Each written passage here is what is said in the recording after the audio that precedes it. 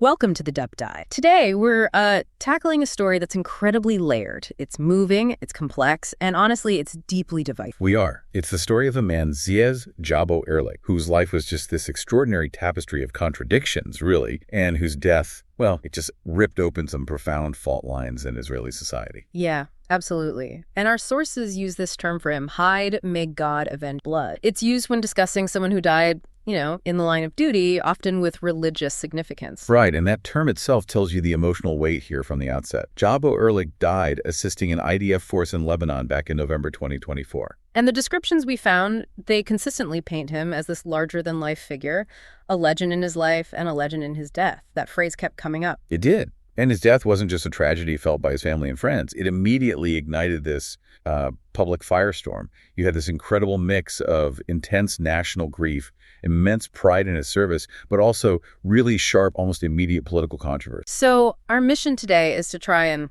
unpack all of that. We're drawing from sources detailing his incredibly complex identity. I mean, who was Jabo Ehrlich? He was so many things in one. Part Hasid, part military intelligence officer, part archaeologist, part settler, a researcher of the land of Israel. And he died alongside Sarkadi Hyde. We need to explore what he stood for, the very unique nature of his work, especially with the military, and understand why his death caused such intense pain, but also such fierce debate. And that debate isn't just talk. It has real-world consequence. Right away, a military police investigation was launched. Focused on what, exactly? Focused squarely on the decision-making process, the core question. Why was a civilian, Jabo, allowed into this ancient, highly dangerous site in Durham, Lebanon?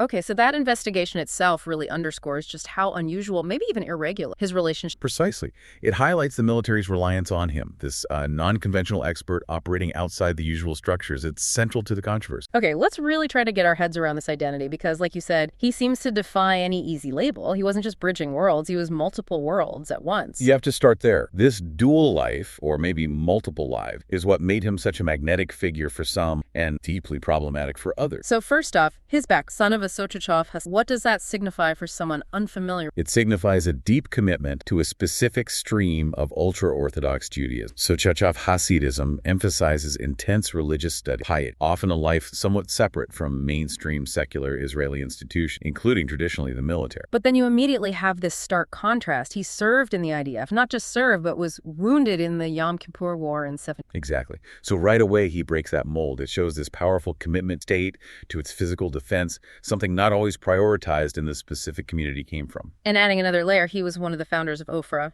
A key early settlement in the West Bank, yes. So that places him right at the heart of the settlement movement, which is, of course, hugely political. He's embodying religious tradition, military service, and the settler ethos, all in one person. It's kind of amazing he could hold all that together. And what's really striking in the sources is this ability he had to connect with people across these huge divides he himself represented. It wasn't just professional courtesy either. The sources emphasized genuine friendly relations, deep connections with Samaritans, and with heads of Arab village, too. That seems quite extraordinary given the context. It really does. It suggests a level of trust built maybe on mutual respect for the land itself or for history, something that transcended the day-to-day political conflict. There's this amazing detail about his visits to Teba, right? A Christian Arab village. Yes. He wasn't just meeting officials. He was apparently welcomed into people's homes, comfortable enough to visit privately. Yeah, and he'd bring gifts. Gifts that showed his deep connection to the region. Not just, a box of chocolates. He'd bring pomelos specifically from Jericho, because that's where the best ones were. Or coffee he'd bought directly from vendors in Hebron. Wow. So he knew the local markets, the local specialties. Exactly. Or he might bring interesting crafts made by local women in the area. It shows this almost anthropological level of engagement. He wasn't just studying the history. He was living within the cultural and economic fabric of the place. Wow. He understood its rhythms. And that deep immersion, it blurred the lines completely between his work and his personal life. His library is apparently physical proof. Oh, the library. The sources describe it vividly. It's not just books. It's an archive of a mind constantly working. Apparently, you couldn't find a single book, whether it's religious texts, history, archaeology reports, without, quote, a million markers. Markers meaning? Meaning those little metal paper clips just stuck in pages everywhere. And the source had that line. Something about paper clips being produced just for him? Yeah. A bit hyperbolic, maybe, but it makes the point. It suggests this absolutely relentless pace of discovery and cross-referencing. His colleagues felt each marker represented a potential insight, maybe an article he simply didn't have time to write because he was always finding more. Collecting knowledge faster than he could publish it. Exponentially faster. And this intensity, it spilled right into his family life. His wife apparently said there was zero separation. Work was life. Which explains that birthday story. The birthday tour. Perfect. He takes his wife on a special trip to a retirement home in Taiba. Because he probably wanted to interview the oldest resident, tap into their memories of the landscape, their oral history, see if it connected with something he'd read or found. For him, that was a highlight, a professional breakthrough doubling as a personal outing. It really shows how integrated everything was for him. Okay, so let's shift to the substance of that work. His expertise in historical geography, field archaeology. What was his specific angle? His main goal, as described, wasn't necessarily finding the next Masada. It was more granular. He wanted to identify and map the countless, often unnamed or misidentified, historical sites scattered across Judea and Samaria. Giving names and histories back to forgotten places. Essentially, yes. Connecting the physical place to its historical narrative, often its Jewish or biblical narrative, which might have been obscured by later names or layers. And his method was different. The sources mention making stones. Right. That was the phrase used to contrast him with some traditional archaeology. Standard practice, you excavate, you date, you analyze the physical object. The stone remains mute about its specific story or textual link. But Jabo could... That was his genius, apparently. He synthesized. He could look at ruin, the landscape, the topography, and connect it directly to verses in the Bible, passages in the Talmud, historical accounts from Josephus, writings of pilgrims through the ages. Like that example with Jacob and Shechem. Exactly. The verse says, "And Jacob came to Shechem safe." Jabo wasn't just reading that. He was tracing the likely physical route Jacob would have taken, using the existing village of Salem near modern Nablus, Shechem, as a reference, matching the textual clues to the actual terrain and known ancient path. That requires a huge breadth of knowledge. Textual, historical, geographical. And unconventional methods. Yeah. He wasn't just digging. He'd do things that were, frankly, quite controversial in academic circles. Like peeling plaster in mosques. Yeah, carefully removing layers of plaster or whitewash inside active Muslim holy sites or old buildings. Why would he? To find what was underneath. He was looking for older layers, often finding evidence of earlier Jewish presence, maybe an engraving of a menorah, like he found in one village, or an ancient inscription, or structural elements from a synagogue or a Second Temple period building. Which obviously would be incredibly... hugely sensitive. But for him, it was about uncovering the material evidence of that continuous historical presence. And this drive, this focus on physical proof of Jewish history in those specific locations is absolutely crucial for understanding both his life's work and the intense reaction to his death later on. Okay, so we have this picture of a deeply religious man, an obsessive researcher, someone uncovering potentially controversial historical layers. How does that guy become essential to the IDF? It seems like a... It does, but it happened because his knowledge filled a very specific, very critical gap in the military's own capabilities. He basically became the IDF's institutional memory for the terrain in Judea and Samaria. It wasn't just casual advice then. Not at all. Remember, he had a military background himself. He'd served as a career intelligence officer in the Judea sector, so he understood the Army's needs and its language. Right, he wasn't just an academic wandering in. Exactly. And even after he left full-time service to focus on research, he kept volunteering. The Army came to rely on his, quote, infinite knowledge of the ground. They couldn't replicate it internally. And this wasn't just helping out low-level units. No, the sources are clear. He was mentoring commanders at all levels, majors, colonels running brigades, even officers who went on to become chief of staff. He was the constant. They rotated, he remained, holding the knowledge of the sector. So he was briefing the new commanders coming in? It became almost a standard procedure, though unofficial. The sources mention this joke that Jabo just materialized at change of command ceremony, not for the pomp, but to grab the incoming commander, download his brain about the area, and ensure that vital, ground-level intelligence wasn't lost in the handover. Wow. So he was patching a hole in the system. A hole he himself identified. He apparently pinpointed two major structural weaknesses in the IDF that his work helped to mitigate. What were they? The first, as we just touched on, was the lack of organizational memory. It's inherent in the military structure, right? People rotate constantly for promotions, new postings. A brigade commander might only be in place for 2 years, maybe less. So they learn the area, then they're gone, and the next person starts from scratch. Largely, yes. They lose that deep, nuanced understanding of the history, the specific villages, the seasonal changes, the hidden paths, the local dynamic. Jabo provided that continuity. And the second weakness? This one's more philosophical, maybe. He saw a lack of practical ground connect. The military mindset, understandably, is focused on the immediate operational need. What's happening now? What's the threat today? So anything seen as just history or not directly operational gets ignored. Often, yeah. Jabo found that frustrating. Because for him, everything was potentially relevant. An obscure biblical story might describe an ancient escape route still usable today. Knowing where a specific type of plant grows could indicate hidden water sources or soil types affecting movement. The location of an old cistern could be a potential hiding place. He saw operational value where the military initially just saw fact. Exactly. His perspective was holistic. He understood that deep historical and geographical knowledge was operational intelligence, even if it wasn't immediately obvious. And commanders eventually realized they desperately needed that perspective. They couldn't get it from maps or standard intelligence? No.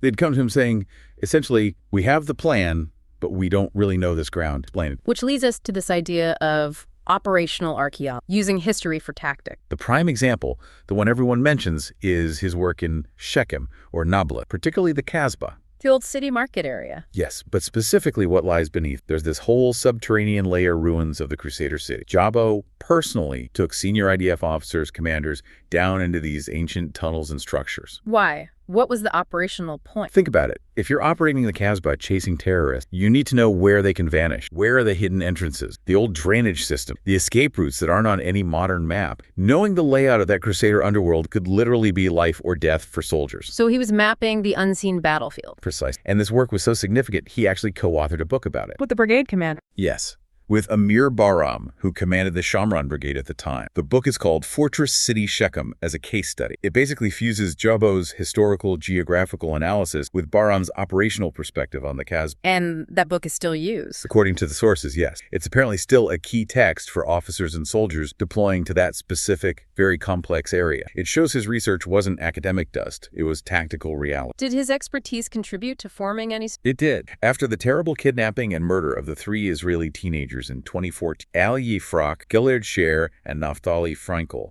Heidesbog, the IDF realized they needed better ways to leverage deep local knowledge for searches and finding hidden locations. And Jabo was involved. He was a key figure, the sources say, in establishing a specialized unit known as Marl. What was its purpose? Marl was specifically designed to integrate the knowledge of field experts, people like Jabo, settlers, trackers, guides, who knew the terrain intimately into operational planning and execution, especially for things like searching for missing persons or locating hideouts. So during the massive search for the teenager, his knowledge was directly... Absolutely. He wasn't just looking at satellite photos. He could tell commanders, based on his understanding of historical travel patterns, geology, local shepherd routes, even biblical references to hiding places, these are the most likely sectors to search. He could predict where people might. With remarkable accuracy, apparently. He knew the caves used for shelter for centuries, the terrain features offering concealment. He could point to a specific wadi or hillside and say, if someone wanted to hide a body, or if kids throwing stones needed to disappear quickly, this is where they would go. He directed the search based on that deep,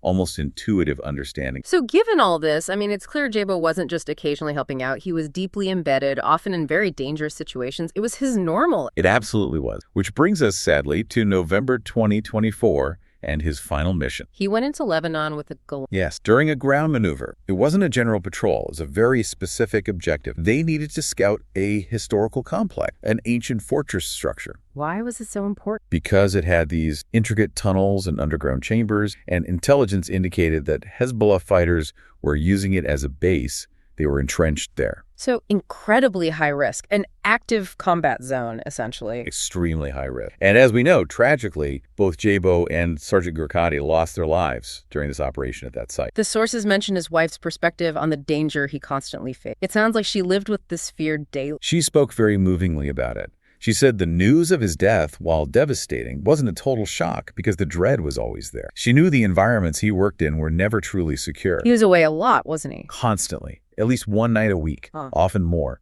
He wouldn't come home. He'd be out tracing something, sleeping at a remote army base, or maybe even just in his car near a site. And she had this one request. Heartbreakingly practical one. She asked him, if you decide you're not coming back tonight, just send me a message. Just let me know. Not returning.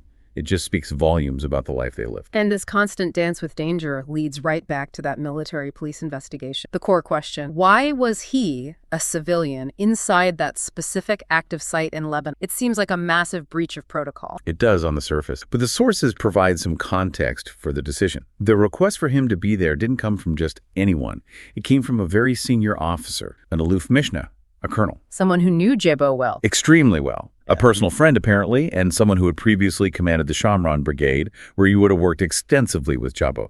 The source even mentions Jabo had stayed over in this colonel's office twice during his command. They had a deep professional trust. So the colonel specifically asked for him. Why? What was the situation at the site? This is key. The site, this old fortress, had supposedly already been cleared. Other units had gone through and declared it secured and checked. But the colonel didn't buy it. He had what the sources call a superb intuition, just a gut feeling that something wasn't right. The site wasn't actually clean, despite the official report. He felt something. And he thought Jabo was the only one who could figure it out. He thought Jabo's specific expertise was needed. But there was another factor, according to the sources, a really unusual one for a combat situation: heritage concern. They were worried about damaging the old fortress? Apparently, yes. They wanted someone who understood how these Crusader-era structures were built, someone who could help them assess vulnerabilities or potential hidden areas without resorting to just blowing things up. Jabo was that expert. He could potentially find hidden entrances or weak points based on his knowledge of period construction. So a mix of tactical necessity, the colonel's intuition, and this desire to preserve the historic. That seems to be the rationale described. Jabo was the key to understanding the building's secrets, both for finding potential threats and minimizing damage. The details right before he went in are just devastating. They really are. We know from the sources what he was doing. Literally moments before entering the fatal area, he was on the phone or messaging with an archaeology colleague.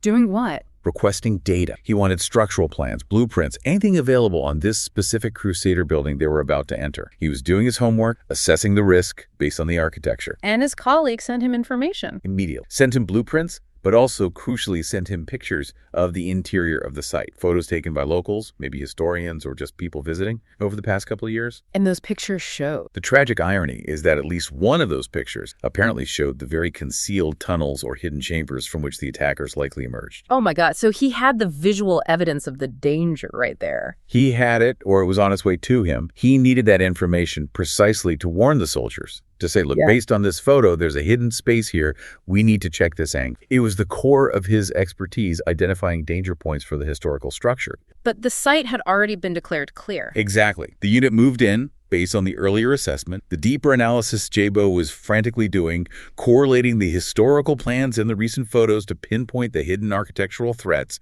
it just couldn't happen fast enough or couldn't be communicated effectively before the ambush was sprung. His dedication to understanding the past led him right to the danger, but the operational timeline, the premature all clear, sealed his fate. So his life ends right at that intersection of ancient history and modern warfare. But his death, wow, it triggered a whole different kind of explosion in the public. It really did. The fallout wasn't just grief or questions about military procedure. It was immediate and in some quarters absolutely vicious. What form did that take? According to the sources, there was a severe backlash in parts of the Israeli media and public discourse. He was called truly awful things, a monster. His work scandalous. There were actual demands being made publicly to, quote, erase his legacy. Erase his legacy? What does that even mean in this context? It seemed tied into a broader attack. Erase his legacy, and by extension, erase the legacy of figures associated with the settlement movement or with the idea of deep Jewish historical connection to Judea and Samaria. So his colleagues felt the criticism wasn't really about how he died, but about what his life's work represented. That's exactly how they interpreted it, according to our sources. They felt the anger wasn't primarily about the military decision, although that was under investigation. They believed it was a fundamental fear of what Jabo was finding and the political implications of those findings. Which brings us back to that core tension he embodied. His entire career was about proving, validating this ancient, continuous Jewish connection to the land of Israel, especially in Judea and Samaria. And the sources argue that this subject itself has become almost taboo in certain influential circles in Israel, that openly discussing Judaism, the Bible, the holiness of the land, especially in connection with Judea and Samaria, risks getting you immediately labeled. Labeled how? As a fascist, a messianic, a right-wing extremist. The sources claim this creates a climate of fear, a kind of professional danger, leading to self-censorship, even on factual historical matter. They even cite the reported experience of a Colonel Zini, suggesting that associating with these topics can be career limit. So the accusation is that archaeological facts are being judged not on their merit, but on whether they fit a preferred political narrative. That's the strong implication in the material we reviewed. Jabo's focus was laser sharp, the land of Israel. And geographically, historically, something like 95% of the places mentioned by name in the Bible are in Judea and Samaria. If you're honestly researching the biblical connection to the land, you have to work there. And his goal was simply validation, finding the proof. Validation is the word his supporters, finding the concrete physical evidence, pottery shard, the inscriptions, the building foundations that showed continuous Jewish presence, even through long periods without political sovereignty. And that, the sources claim, is what scared his detractor. The idea of physical proof challenging political narrative. Precisely. The political implication is potent. If there's strong evidence of millennia of Jewish history embedded in the land, it complicates narratives that frame the Jewish presence there as solely a modern post-1967 phenomenon. It suggests deep layered roots. Do the sources list specific discoveries of his that became controversial? Yes, they point to several examples that apparently drew fire or discomfort. Such as? Finding that menorah carved into a door lintel in Kofar Shair, a clear Jewish symbol integrated into a local Arab village structure, or uncovering a Second Temple-era mikveh, a ritual bath in Kfar Aqraba,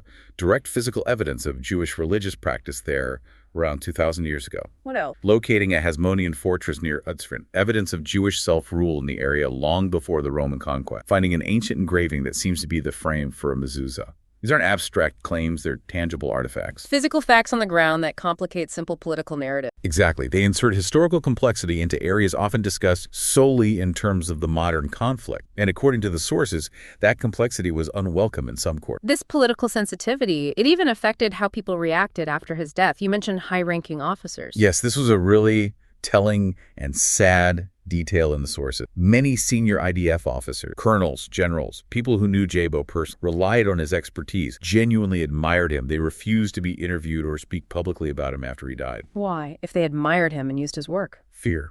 Plain and simple, according to the sources. They were reportedly afraid of the political fallout, afraid of being publicly associated with Judaism, with settlers, with the validation of historical claims in Judea and Samaria.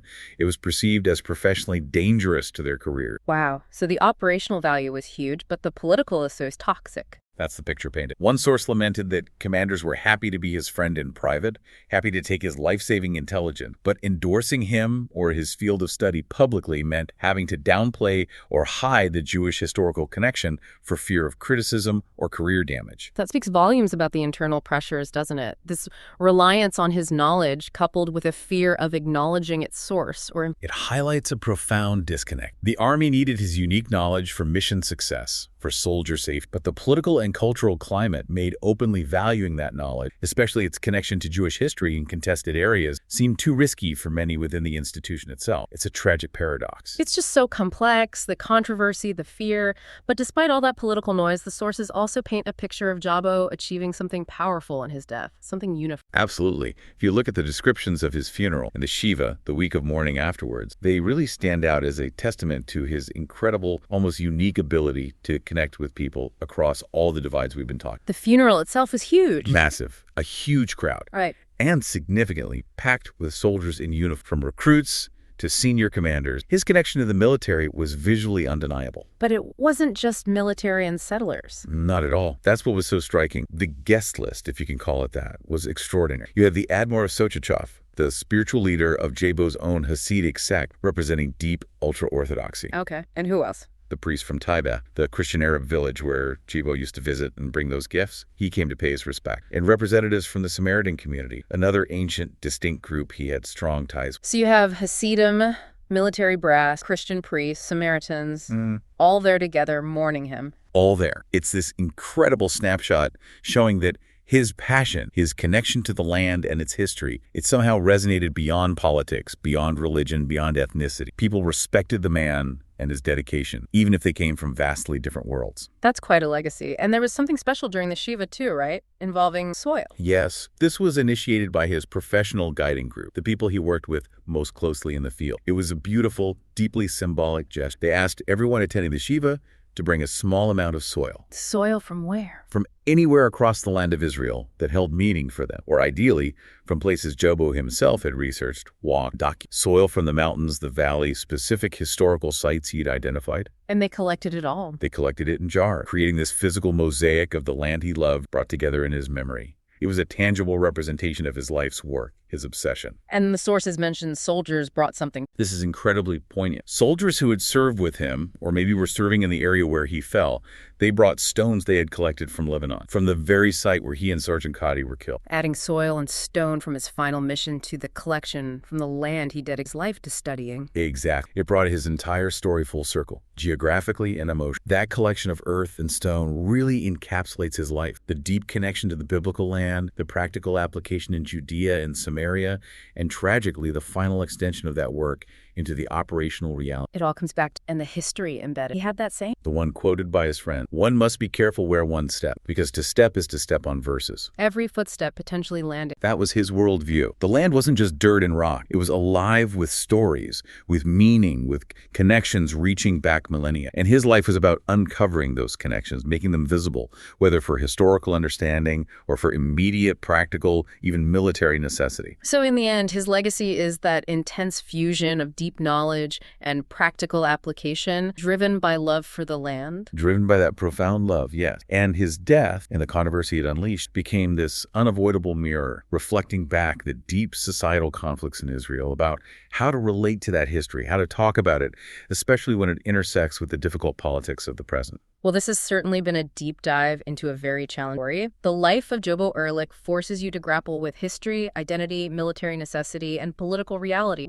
Thank you for joining us. Lord, this. It's a story that leaves you with a lot to think about. And maybe final thought to leave with you, our listeners, something stemming directly from the source material we've wrestled. If, as the sources suggest, deep knowledge, genuine curiosity, and the discovery of historical facts, especially facts that connect ancient texts to the physical land, are perceived by significant parts of society, maybe even within powerful institutions like the military, as being inherently political, as being dangerous. What's the long-term cost of that perception? What's the cost to critical thinking, maybe, or even operational effect? Exactly. If certain avenues of inquiry are discouraged because their potential findings are politically inconvenient, what parts of history, what layers of reality are we choosing to ignore? And ultimately, what price does a society or an organization that relies on accurate ground truth like the military pay for that kind of calculated avoidance? What knowledge are we losing and what risks are we incurring because